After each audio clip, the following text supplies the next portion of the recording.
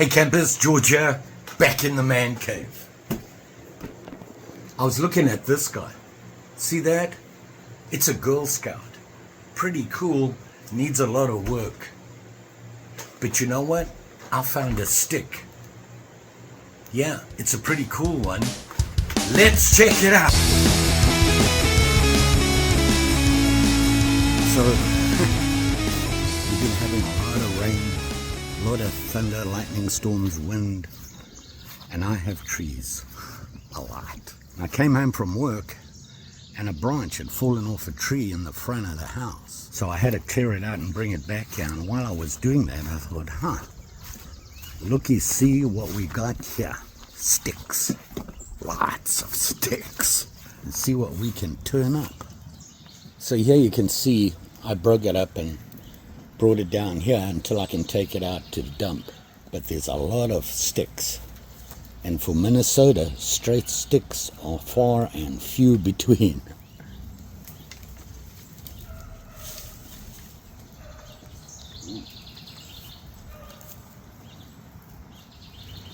That looks promising.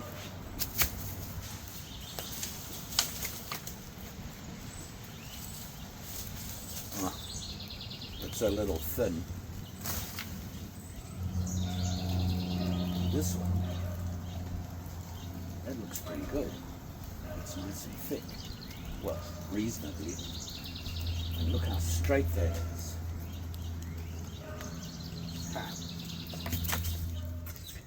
So we got us some sticks.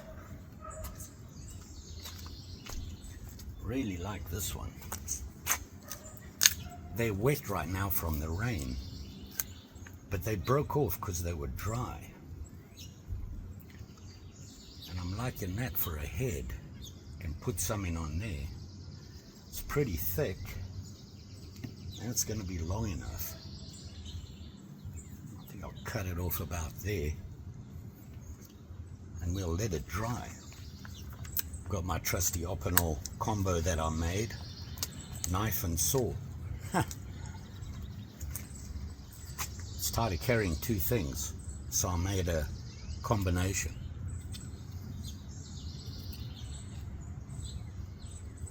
Number 12 saw, number 12 blade. Ha.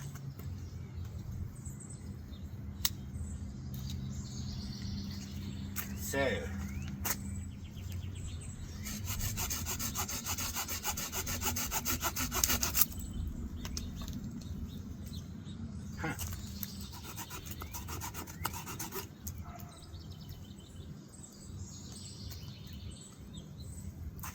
we have a stick.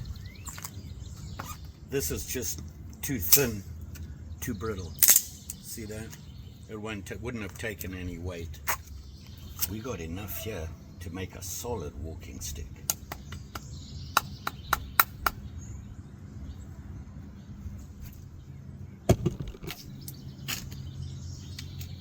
Maybe two. Huh.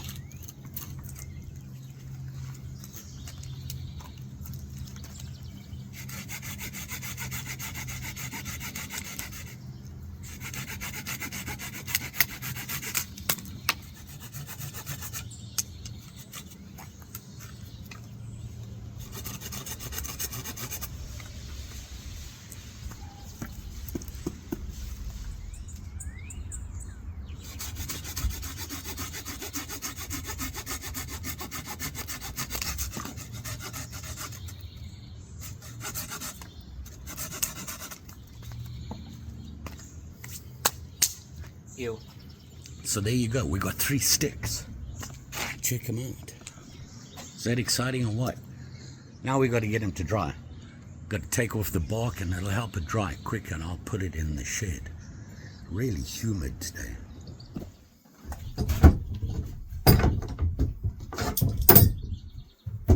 Okay, we're in the South 40 man cave. Kind of a mess.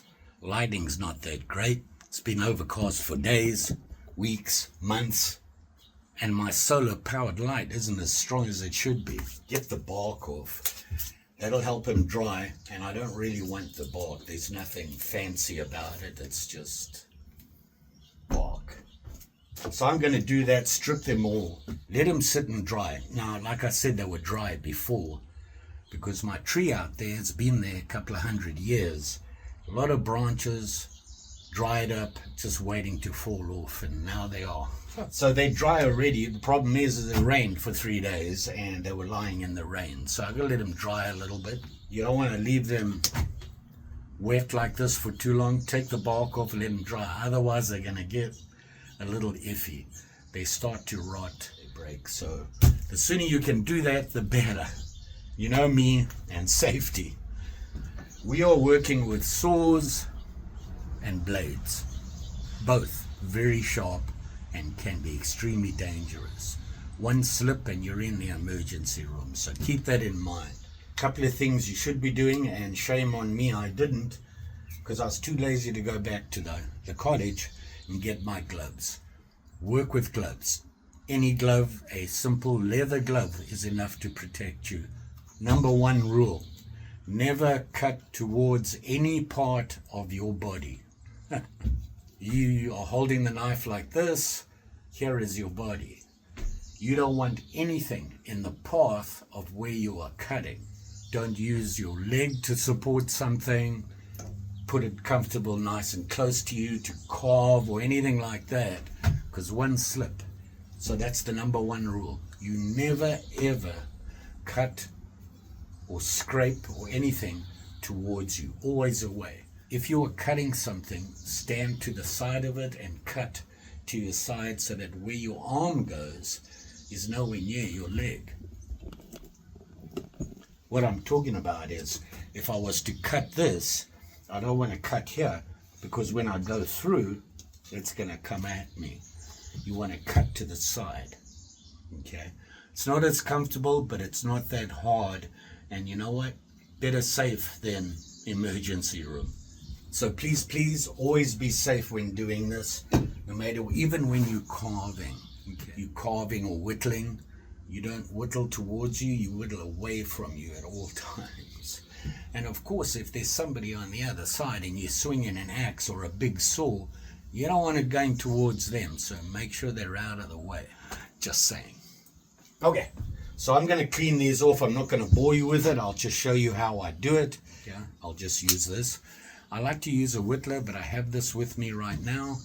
And this is a sharp and shiny for sure. It's an optional, and they come extremely sharp. It is just a straight flat grind, and it comes to a very sharp edge and pointy point. Keep that in mind. Fortunately, it's wet here and it's swelled and it's soft, so getting it off is going to be pretty easy. You're just going to slice down and try not to get into the actual wood itself. Now you might catch here and there, but you don't want to reduce the size of the wood. Let me show you why. A couple of weeks ago I was working on this stick. Yeah, it was pretty thin, but I thought it felt strong enough. It flexed a little. I wasn't too worried about it, but it turned out it was really soft in the middle. It's like a very soft, pithy piece in the middle. And I put a handle on it, and I wanted to make a nice little gentleman's walking stick. Little outdoor stroll around stick, something to get the bugs away, spider webs. Nothing really to help you physically. It'll help with your balance, but it wasn't strong enough for anything heavy. Then I carved into it. You can see I started to make a twirl, and I had put it down, leaned it up against the wall. I was doing something and it fell over, and I stepped back on it. Snap. Okay, that's why you don't want a thin stick. Unless you're dealing with a known, strong hardwood, don't go too thin. When you choose a stick, know what you're going to do with it. Now, you saw I went with thicker sticks. There was a thinner one about the same as this. I learned my lesson there. I plan on doing something with these sticks. A little bit of carving, some patterns or something on it, like a twirl, something like that. Just to brighten them up from a regular just strip stick. What are you going to do with the stick? Choose the stick accordingly. If you have a nice thick one, Here is a thicker one here. It's a little bit thicker than the others. This gives you a lot more room to do carving, to get a little bit more fancy and a little bit deeper into it without really weakening this stick. I'm thinking I'm going to go with this one. Why? It has this huge knobby on the end here, so I'm going to carry on stripping these. The stick is dry. We haven't had rain in, I don't know, a day. But as you can see, let me put the light on. Wow, look at that. As you can see, I took 99% of the bark off. That's what was wet, and let it sit outside in the sun for a day. Nice and hard, nice and dry. Let's see what damage we can do to this guy. First off, let's talk about walking sticks and how you make them. If you're a first timer to my channel and you've never seen me make a walking stick, you're one amongst millions. But if you're looking for ideas and you've never done it before, a couple of things you need to take into account, and then you never know, you might really enjoy it and want to make some more. So the whole idea is to improve. So first of all, I'm a big safety guy. My hobby, life, outdoors, at home, whatever, is knives. I own way too many, and I own old traditional knives. I buy them antique shopping, thrift stores, garage sales, gifts from you guys, and I restore them and things like that. But I am a whittler just because I am. I like to whittle. For me, it's a great way to sit and relax with a cup of coffee outside early in the morning, find a stick, and no stick is safe from me. I sit there and just whittle away. No particular reason. Try different things, try different patterns, just try different cuts, and it's very relaxing. That's why I make walking sticks. I can whittle them.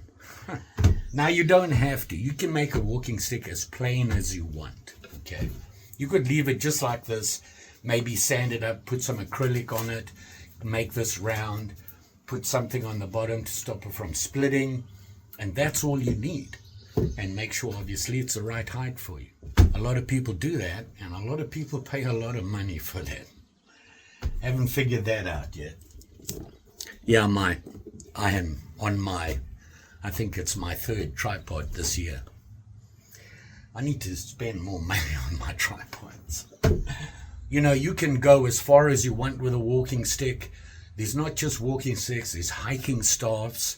I have 1 or 2 or 5 videos on hiking staffs and walking sticks and the difference. You can do a lot more with a hiking staff. You can get really fancy with it. They're bigger. They'll take a lot more carving because they're simply bigger and stronger. A walking stick is really a comfort thing. When I go hiking, camping, shouldn't say hiking, I'm getting too old to hike, I trudge. Because I trudge, I like to have a stick with me because it helps me with my balance and things like that, especially when the ground is a little sketchy. In winter it can get icy, in summer it's muddy and slippery, and it's nice to have because in Minnesota there's a lot of bugs. You can use it to wave it around in front of you, get the bugs away, poke at things. A walking stick is really a comfort thing, handy to have. It is not a support. It'll support a certain amount of weight depending on how thick the stick is, how strong the wood is, things like that. So those are things you need to take into account. However, with a hiking staff, you're talking some really thick stuff and really tall stuff, bigger, heavier, and that is really a safety thing. When you're out hiking or trudging and you're going uphill, downhill, crossing a small stream, things like that, you can two-hand it. It's a third leg. You can put your weight on it, pull yourself up the side of a riverbank or down a riverbank or anything like that. They're designed as a true support. And of course, if some big bad rabbit comes running up to you, you can defend yourself. And the nice thing is you can carve them, paint them, do all sorts of things with them, make them really nice. Put some nice handles on them. A lot going on there, but we're doing a walking stick. Now this is a fairly sturdy one. It'll take my weight to a certain amount, but it's not going to pull me up a hill or anything like that. You've gone as far as getting the bark off your stick. Like I said, you can just leave it plain, or you can. Okay, we're back in business. I replaced the tape. Fairly sturdy. We can play with this a little bit. We've got room to carve into it and things like that. And I'll just round it off, something like that. Maybe carve it a little bit so it's nice and round and comfortable. Yes, walking stick. So you have to trim it down to your size. Now, I don't trim until I know what I'm going to do. So here it is here, okay? And if you look, you see all this stuff? These are all sticks that were sticking out. Now they make, you can leave them on. So what I like to do is just trim them off, and they actually leave a nice little pattern. It's like a little whole thing, and I'll show you that. I just trim them off. I've taken the bark off. Once I've trimmed all this off, I'll sand it down and then look at it and decide what I want to do with this. If you're going to do any carving or anything on your walking stick, like I said, you want to make sure you have a thick enough one to do that. When you start carving or whittling into the wood, you're weakening your walking stick. Keep that in mind. So whatever you decide to do, don't be going halfway down into it, because it'll never last. It'll break right away. So what I'm going to do is I'm going to cut these off, all these little knobbies, and then I'm going to sand it with 80 grit sandpaper. I find that works well because this stuff, you see this dark, it's almost like really thin bark. It's almost paper thin. It's really painful to get off, but with 80 grit, it just takes it right off. And we're going to smooth the whole thing down. You don't want any stickers or anything sticking out. Then we got to decide on the head. Are we going to add or subtract from it? And then we're going to be cutting off the end so that you have it to the size that matches you, and I'll show you how to do that. What I'm talking about is just cutting them off like this, rounding them off, because when I sandpaper it with 80 grit sandpaper, it'll clean them all up. You don't want stickies and things.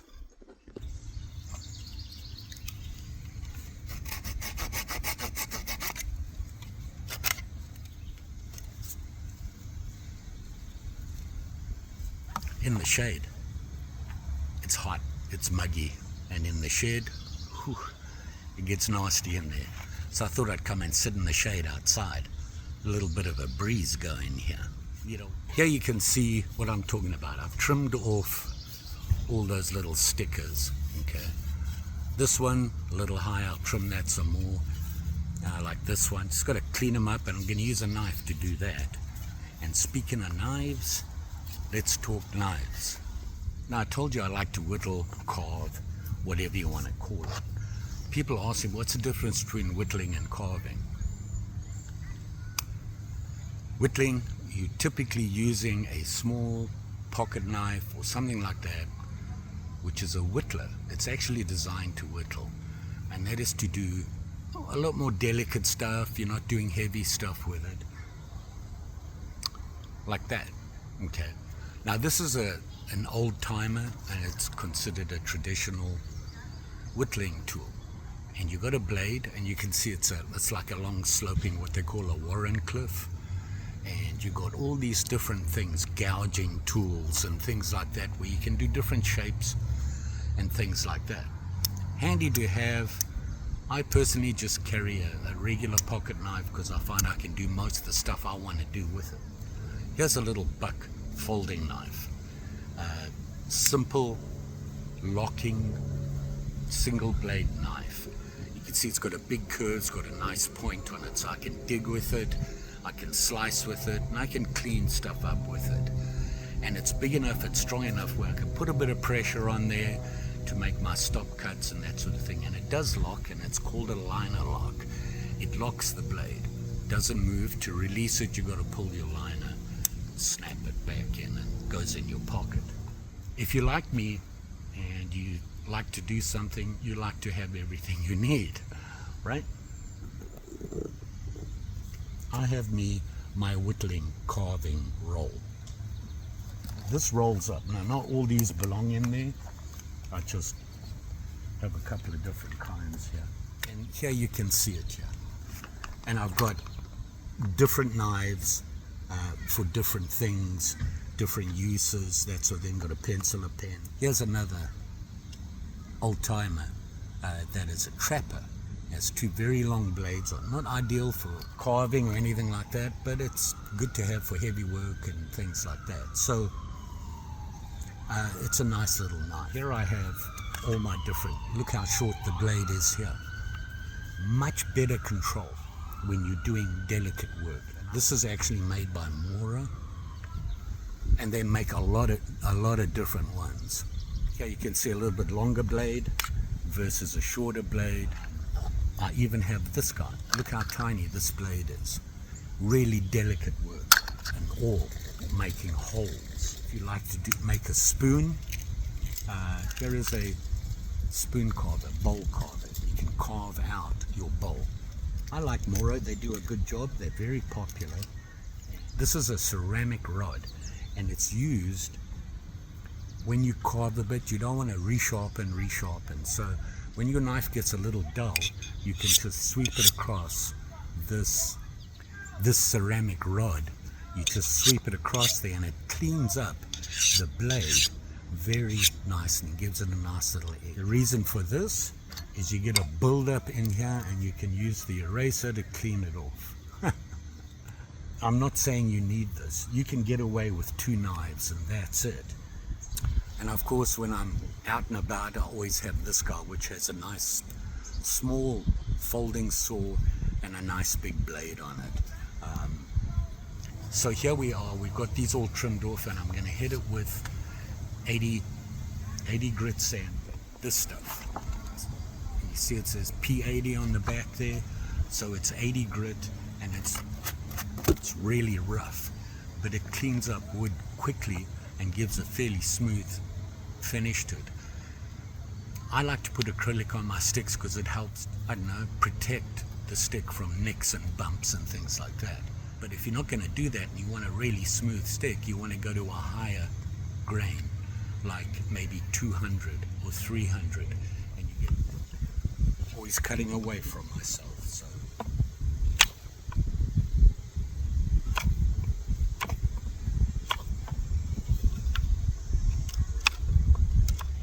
okay, we've done that, so now I'm going to go to sandpaper.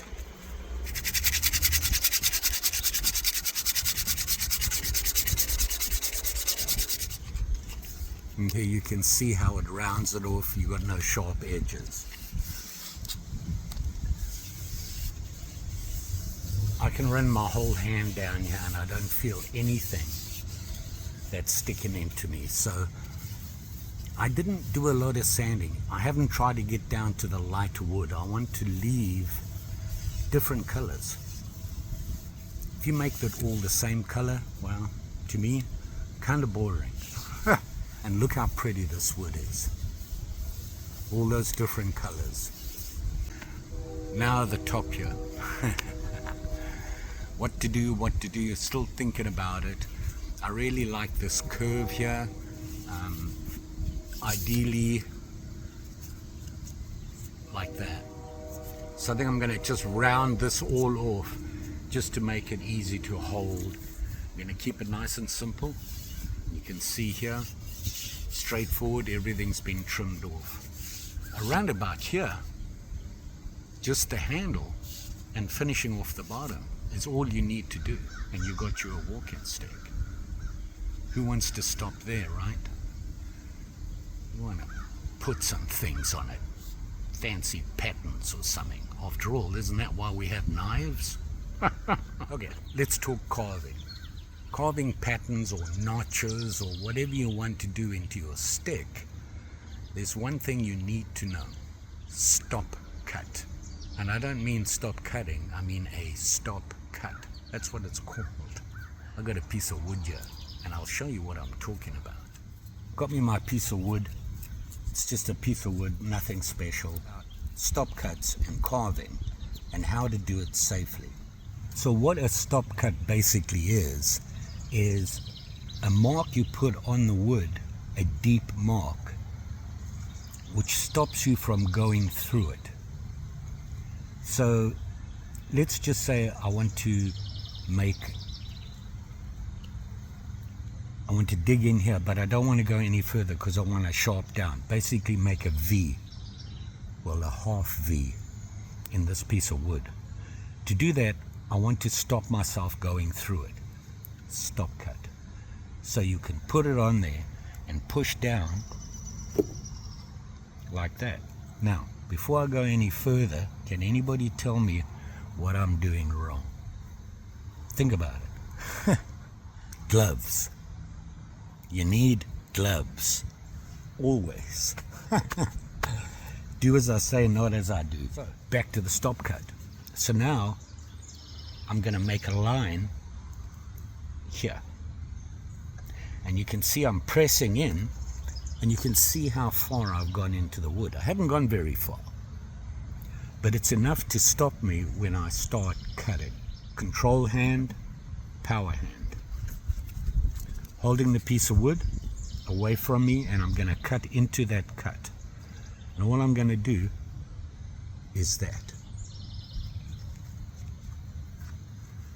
You see that? I stopped right at the cut.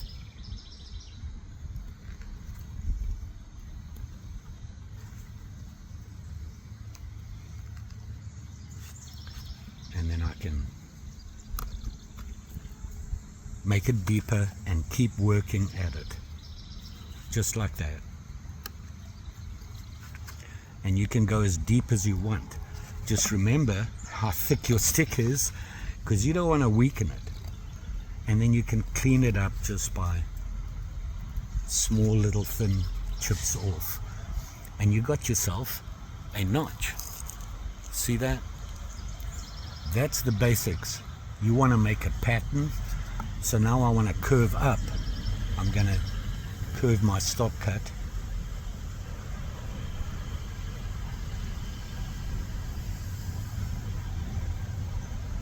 Just like that.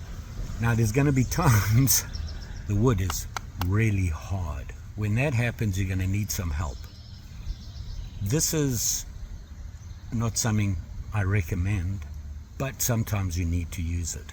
Now I've made a cut there, and I can now follow that stop cut. The stop cut is now moving around. Okay.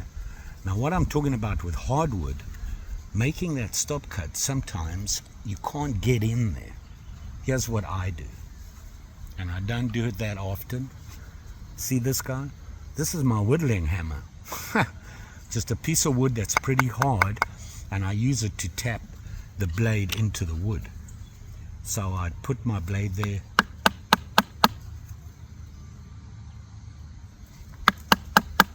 I'm not hitting it hard.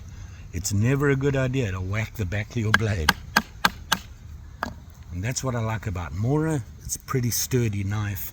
And I can tell you right now, if you have a fine edge on here and you do that, you're going to be using your little sharpening thing to get a good blade on it again. But that's the way to get around. Don't try and hammer all the way through, a little bit at a time. It's called battening or bludgeoning.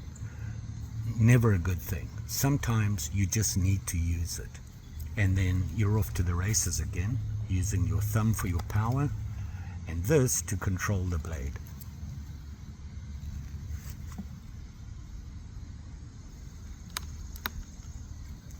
Just like that. And that's what a stop cut is. And you can, and here's another thing. If you're looking at this cut right now, can you see it has little peaks on it as I went around cutting out the wood? You can reduce those by making more and more cuts, smaller cuts on those peaks. So you can go there, there, and just trim it down and get rid of these peaks. And the more you do, and the smaller you make them, the less obvious they become, and it really smooths off the whole cut. And it's nice and clean and looks very pretty. And you don't have those obvious peaks on it anymore. Or sandpaper.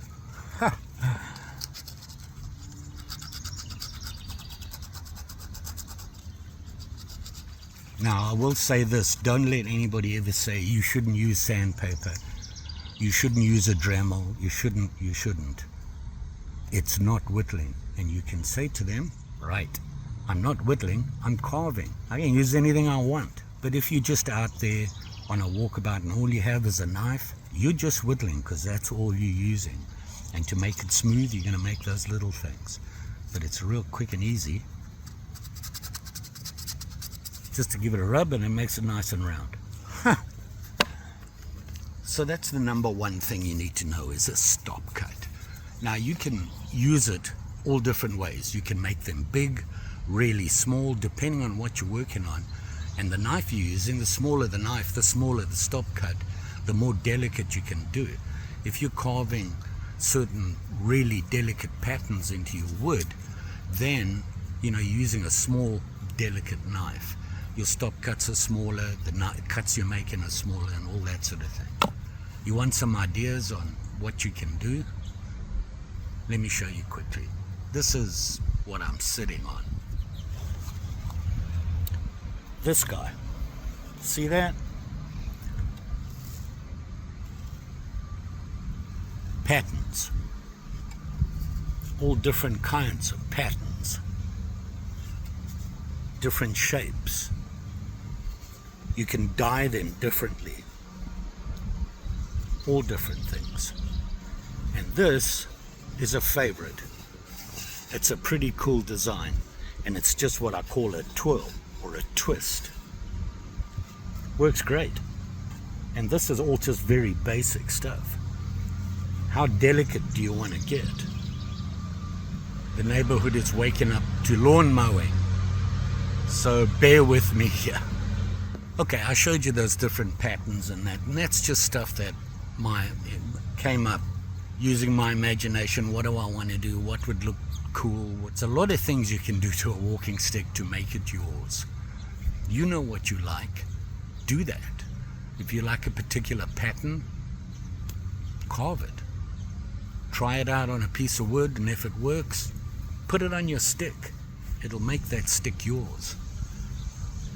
I don't do a lot of fancy stuff. That vine leaf stuff is about as fancy as I get.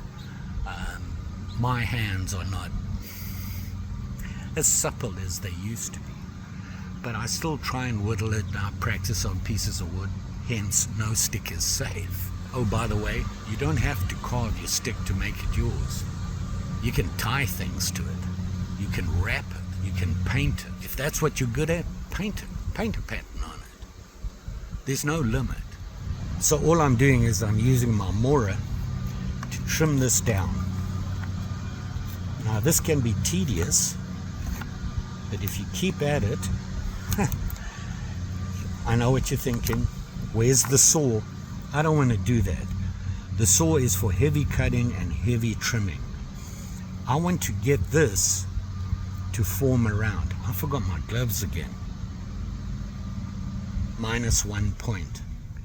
I want to form this around so this actually curves around like that and forms just a round end to the stick. So that's what I'm trying to do. I hate gloves, but I tend to forget them, and then I remember when I have a close call. Now you can see here I'm using my log here as a stop at the back when I'm cutting. So as I'm trimming down, I'm cutting, it stops there. It's nowhere near me. I'm just going to keep trimming at it, and eventually this will round off. Now I can see an issue already. You see how this goes in? Do I have to go all the way down? No, I don't. I can fill that in. And I like to use what I call my magic dust. I'll go and get a piece of wood and sand it. And take the sanding that comes off, mix it with, I don't know, a clear glue. Elmer's glue. They have it, when it dries clear. You mix it in there and you put it in there and let it dry. It's pretty hard and you can sand it and clean it up. Just because there's a big hole in it, you don't have to get rid of it, you can fill it. So I'm trimming here, and as I trim, I'm moving my piece of wood. Now, I want to trim this more, but I can't do this. You don't want to do that. So what you need to do is move this, not your knife. I'll hold it up and go this way around. Still cutting away from myself, not towards anybody else.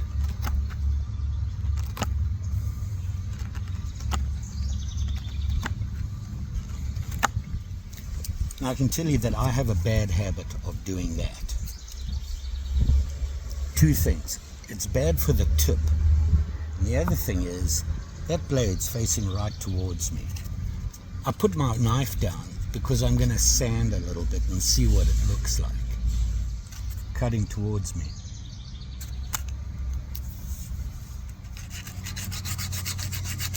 Round it off to see what it feels like in my hand. So I just sanded it off to make it kind of sort of smooth. Now I want to see what it feels like when my hand is on it. It feels kind of smooth. Now it's kind of long, I still got to trim this down. But my hand's going to be about there, and look. See this top piece here? I need to round it off a little bit more, because that's going to become a hot spot. When every time I put the stick down, it's going to push into my hand. So I need to round it off a little bit more. You can see I left a little bit of bark on here. Why? Tells me a little bit about this piece of wood, what it is. A lot of people, you can tell what the wood is by the bark. My arm's at 90 degrees there. Okay. Now that's okay, because I can walk with it. But you actually want it a little bit off 90, a little bit less. This angle here needs to be a little bit less than 90 degrees. And that gives you more strength to push down as you walk. You lose your strength as you get lower. You've got less leverage. So just above 90 is a good place. You don't want it. So I want my handle to be two of those further down, which means I have to cut it off the bottom here.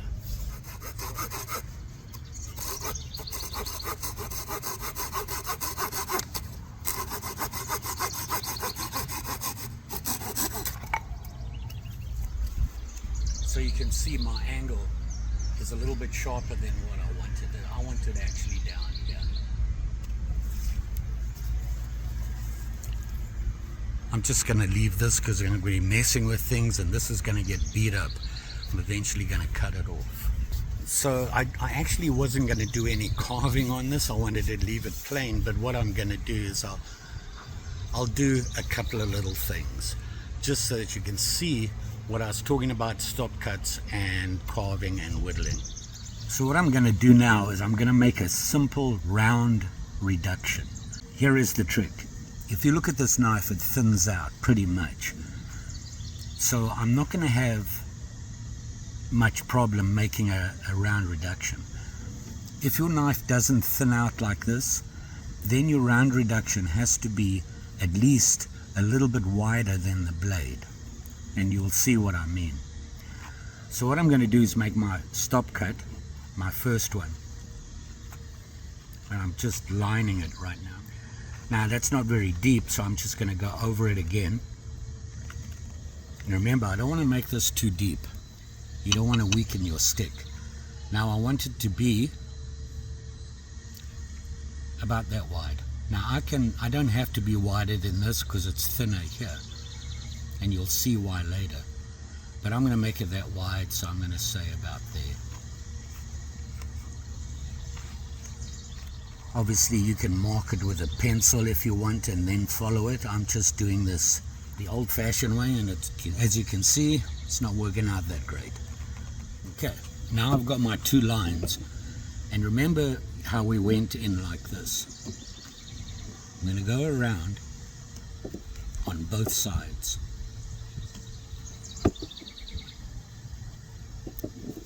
Just doing this. This is the start of it. So I've done the one side. Now I'm going to do the other side. You'll notice I turned it around because I don't want to cut towards myself.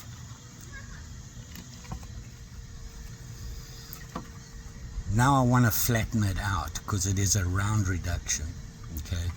Which means I'm reducing this area here thinner than the rest. Now you can see why, if I didn't make it wide enough, I can't get from here to there and from there to there going this way. I'll never get a flat surface here. But because I have that thin piece, I can work in there. So let's start reducing this lump.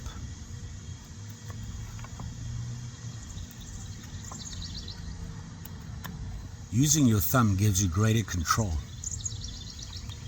Remember I told you the more cuts you make, the rounder it'll look and cleaner it'll look. Turn it around and do the same thing again on this side.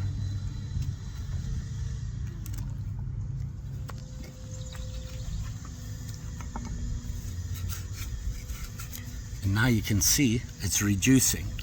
Now I don't really want to go further than that.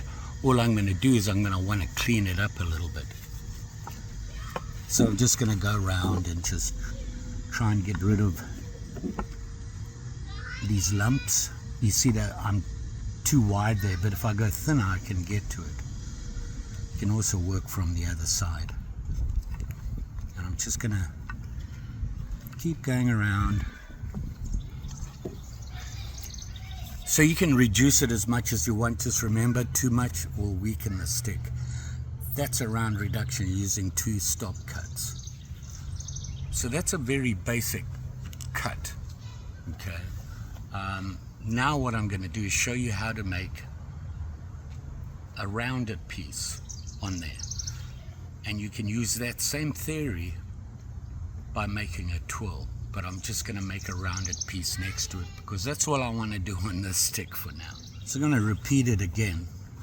I'm going to put it over here. Got my 2 stop cuts. Now what I'm going to do is the same thing again, but I'm not going to start here and go in. I want to go short and in. Just little cuts into the stop cuts. So now you can see the difference. Remember on this one, the cuts that I made were pretty long, that way and that way. I made them really short this way, and I'm leaving a lump in the middle. The reason is I want that to stick out, and I'm going to round it off so it looks like a band, like a rubber band or a rubber ring around the wood. So I'm just going to, now you can see. Before I was slicing like that. Now I'm going to start going deeper and make it a more obvious angle without going any further back. You see that? How deeper that is? It looks deeper, but it's not that much deeper than this cut was. All I'm doing is going in at a steeper angle. You see what's happening? Now if I round this middle thing off by just coming back, I can make it nice and round and it'll look like a rubber band sitting inside one of the easy way is sandpaper.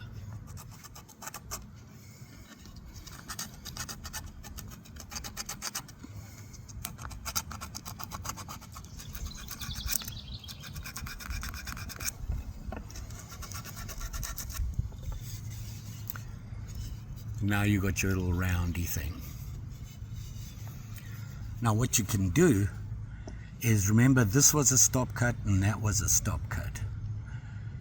If you remember this is a stop cut, you can cut into it like this, around, and then put another stop cut here and go that way, and make multiple ones of these going down. Just remember, you don't want to take the strength away from here. You can do that by putting your stop cuts at an angle like this and going down and around in a spiral, and work the same way you did this all the way around, and you'll get yourself a nice pretty spiral. Simple, easy to do. Well, reasonably. So you don't need to do a whole project in one day. I tend to take about, I don't know, a couple of days up to a couple of weeks doing these. When I have time in the morning, get me a cup of coffee, come sit outside, it's nice and cool, it's quiet, have a cup of coffee and work on one of these or two of these. The next day, do something else on it. 3 days later, start finishing this off. And that's the way I do it. There's no big rush for it. Take your time and enjoy. What I'm going to do now is make some filler for this and fill it in, and then clean it up. And we're basically done, except we need to finish off the end here. Kind of important. Remember this piece I cut off? It's from the same piece of wood, right? So if I use sandpaper dust from here on there, it'll barely be noticeable. Or I could just use the darker stuff and put it on there. It'll look a little unusual. I'm making magic dust. I'm going to fill this with it and then sand it down. Elmer's glue.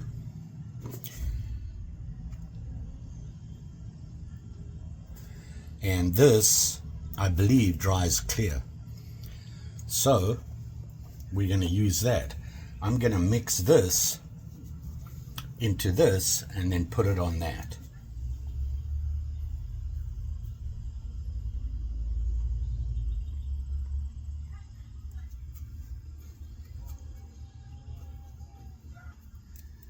Now mix more than you think you need, because when Elmer's dries it shrinks.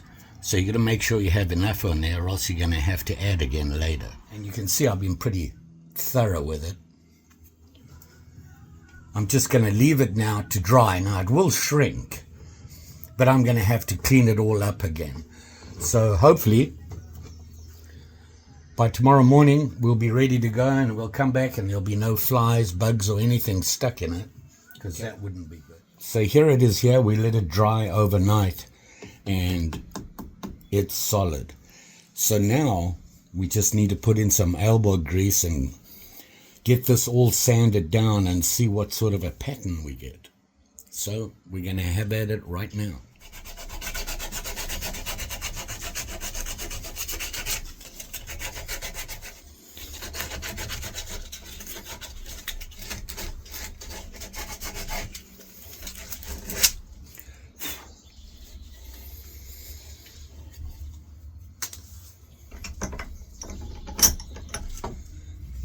So here you can see we filled in that hole and it leaves a pattern. Now, it's a natural pattern.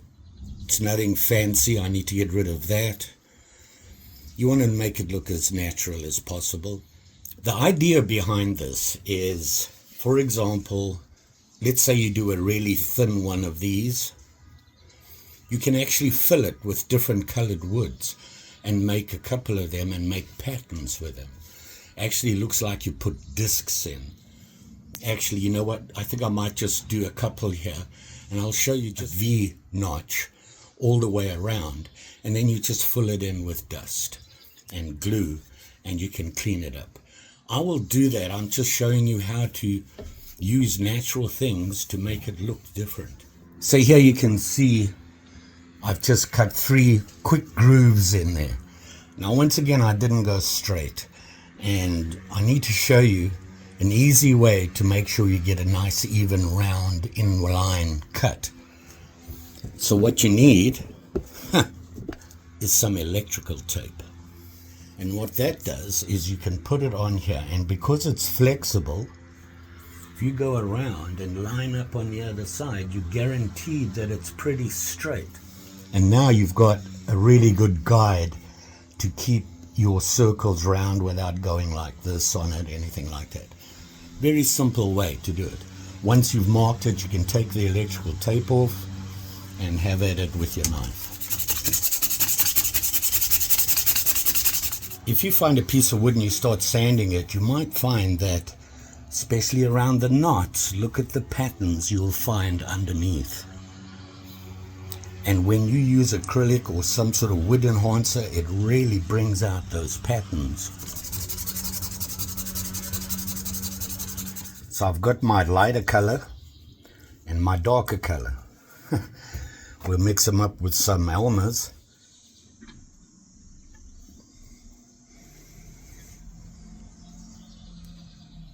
So here you can see I've put dark, light, dark, and I'm just going to let that dry, and then we'll sand it down. So while we wait for that to dry, I thought I'd show you some of my things that I've done with walking sticks and hiking staffs. You can see this one.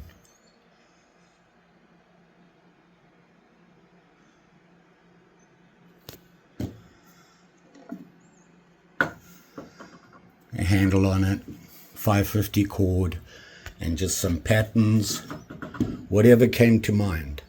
This was one of the first ones I ever made, and it's actually designed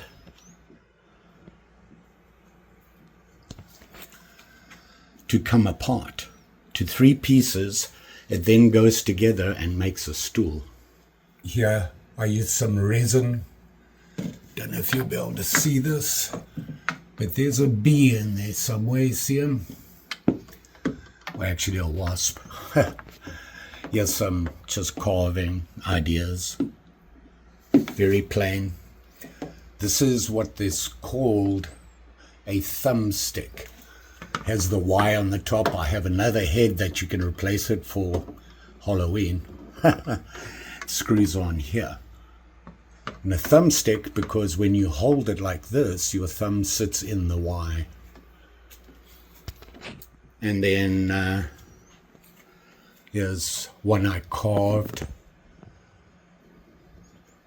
Kind of a giraffe-y thing. Put some patterns on it. Wanted to make it kind of look from Africa-ish.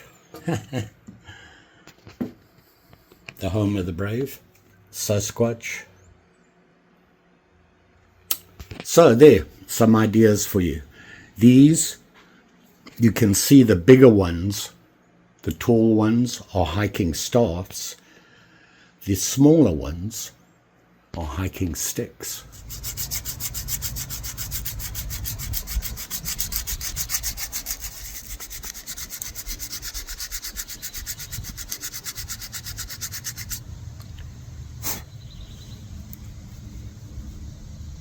So there you are. You can see I sandpapered down the glue in the mix, my magic dust, and I got 3 lines here. Now you're not limited to just 3 lines. You can do patterns, whatever pattern you want. Just gouge out or cut out a pattern. Doesn't have to be deep, just deep enough so that you have enough to clean up with. Not only that, if you get that almas or any clear dry glue, you can use paint and do different colors, or just use wood dust. Now you can really fancy something up just by making little notches and filling them. So there you go. This is where we're at now. So we rounded this off, we made a nice place to hold. Cut some different ideas here. Don't forget you can do a swirl or a twist using these ideas. And remember, if it's the first time you're doing it, experiment, try different things. It's not going to hurt you. And then as you start making more and more, or want to add to it, you can always do that. Try different things. Like I said, it's just your imagination that limits what you can do with a stick. Now there's one thing left to do, and that is the bottom here. Now we measured how long we wanted it, we got that all set up. What do you do with this? This is going to come into contact with all sorts of things. Sand, mud, water, stone, all sorts of things. And it's going to get beaten up.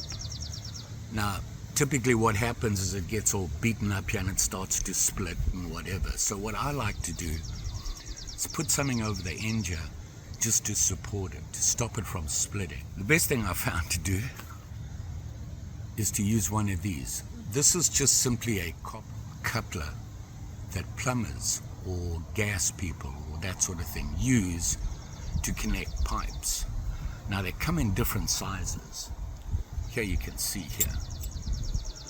And depending on how big your stick is, depends on what you're going to use. This is right there. This is just too big. Ideally, you want it to be a little bit smaller than your piece of wood. And then what we're going to do is just measure down here, stop cut, and slightly trim it off until this goes on. This actually fits perfectly without me having to trim it. And what I've done here now is giving the bottom of this stick a lot of support. Here's a tip. When you go looking for it, don't fall for these. Okay, it looks really nice and you can put it on the bottom and it's nice and round and whatnot. The problem is it becomes slippery. You put this on a rock, it'll bounce off or slide off. It won't give you any sort of grip. This won't. So be careful of these. That's all you need for your stick. I could spend a long time on this and do all sorts of things and show you all the things that I do. But you need to make it yours. Make the stick yours. What you like to see or what you like to do. And that's what you do. A very basic walking stick. Now all I'm going to do is get this fixed on the end here, and I'm going to spray it with acrylic spray.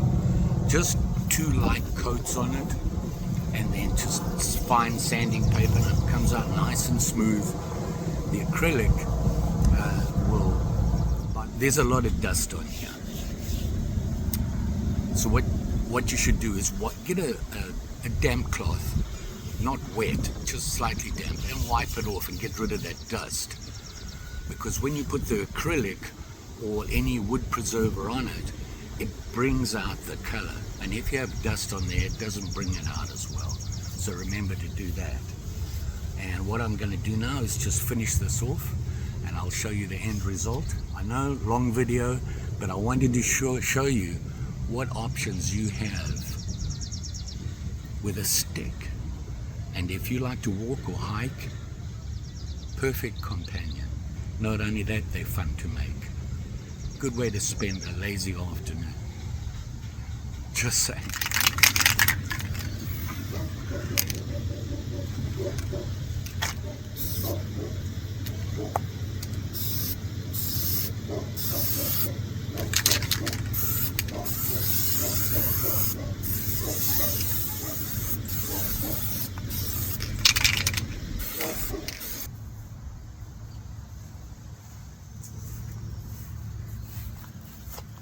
And there you are.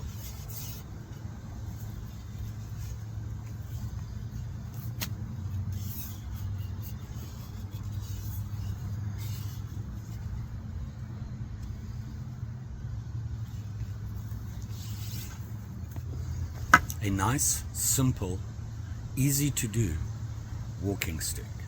You can do it yourself, and you don't have to do it all in one day. Take your time. Whenever you're relaxing outside or around the fireplace, camping, whatever, you can always add to it. Hopefully you learned something on this one. I learn every time, so the more you do it, the more you learn. And remember, your imagination is all that holds you back. You be safe out there, especially when making these things. Just saying. And don't forget, like, share, subscribe. You know the story. Pretty sure we'll have some more walking sticks coming up. Found a couple of pieces. Maybe we'll get a little bit fancy and try something I've never tried before. Thanks for watching. Always appreciate it. We'll see you again soon.